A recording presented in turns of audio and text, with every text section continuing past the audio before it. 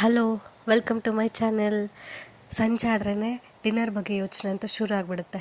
ನನಗೂ ಹಾಗೆ ಸಂಜೆ ಟೀ ಕುಡಿದು ಕೂತಿರ್ಬೇಕಾದ್ರೆ ಡಿನ್ನರ್ ಬಗ್ಗೆ ಯೋಚನೆ ಶುರು ಆಯಿತು. ಸರಿ ಏನಪ್ಪ ಮಾಡೋದಂತ ನೋಡ್ಬೇಕಾದ್ರೆ ಫ್ರಿಜ್ಜಲ್ಲಿ ಬೆಂಡೆಕಾಯಿ ಕಾಣಿಸ್ತು. ಸರಿ ಬೆಂಡೆಕಾಯಿ ಸಾಂಬಾರೇ ಮಾಡೋಣ ಅಂತ ಬೆಂಡೆಕಾಯಿ ಸಾಂಬಾರು ಪ್ರಿಪ್ರೇಷನ್ನ ಮಾಡಿಕೊಂಡೆ. ನಾನು ಹೇಗೆ ಬೆಂಡೆಕಾಯಿ ಸಾಂಬಾರು ಮಾಡಿದೆ ಅಂತ ನಿಮಗೂ ತೋರಿಸಿದ್ದೀನಿ, ನೀವು ಒಂದು ಸಲ ಟ್ರೈ ಮಾಡಿ ನೋಡಿ.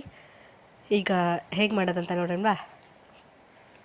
ಜಾರ್ಗೆ ಒಂದು ಈರುಳ್ಳಿ, ಒಂದು ಬೆಳ್ಳುಳ್ಳಿ, 2 ಟೊಮೆಟೊ, ಒಂದು 5 ನಿಮಿಷ ಹುಣಸೆಹಣ್ಣು ನೆನೆಸಿಟ್ಟು ಹಾಕ್ಕೊಳ್ಳಿ.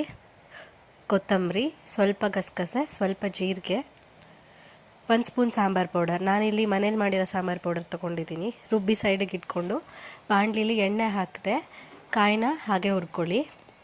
ಬೆಂಡೆಕಾಯಿ ಸ್ವಲ್ಪ ಕಪ್ಪಿಗೆ ಆಗುತ್ತಲ್ಲ ಅಲ್ಲಿವರೆಗೂ ಹುರ್ಕೊಂಡು ಸಪ್ರೇಟಾಗಿ ಇಟ್ಟು ಮತ್ತು ಅದೇ ಬಾಣಲಿಗೆ ಎಣ್ಣೆ ಹಾಕಿ ಸಾಸಿವೆ, ಈರುಳ್ಳಿ, ಕರಿಬೇವು ಹಾಕಿ ಹುರ್ಕೊಳ್ಳಿ. ಈರುಳ್ಳಿ ಕಲರ್ ಚೇಂಜ್ ಆಗೋವರೆಗೂ ಹುರ್ಕೊಂಡು ಮತ್ತು ರುಬ್ಬಿಟ್ಟಿರೋ ಮಸಾಲಾನ ಆ್ಯಡ್ ಮಾಡ್ಕೊಳ್ಳಿ. ಮಸಾಲ ಸ್ಮೆಲ್ ಹೋಗೋವರೆಗೂ ಹುರ್ಕೊಂಡು ಸ್ವಲ್ಪ ಉಪ್ಪು, ಸ್ವಲ್ಪ ಅರಿಶಿನ ಆ್ಯಡ್ ಮಾಡ್ಕೊಳ್ಳಿ. ಒಂದು 5 ನಿಮಿಷ ಹಾಗೆ ಹುರ್ಕೊಳ್ಳಿ. ಮಸಾಲ ಸ್ಮೆಲ್ಲೆಲ್ಲ ಹೋದ್ಮೇಲೆ 5-10 ನಿಮಿಷ ಹುರ್ಕೊಂಡು ಮಸಾಲ ಸ್ಮೆಲ್ ಹೋದ್ಮೇಲೆ ನೀರು ಆ್ಯಡ್ ಮಾಡ್ಕೊಳ್ಳಿ. ಕೊನೆಯಲ್ಲಿ ಹುರಿದಿಟ್ಟಿರೋ ಕಾಯಿನ ಆ್ಯಡ್ ಮಾಡಿಕೊಂಡು ಒಂದು 10 ನಿಮಿಷ ಕುದಿಯೋಕ್ಕೆ ಬಿಟ್ಟು ಆಫ್ ಮಾಡಿದ್ರೆ ಬೆಂಡೆಕಾಯಿ ಸಾಂಬಾರು ರೆಡಿ. ನೀವು ಒಂದು ಸಲ ಟ್ರೈ ಮಾಡಿ.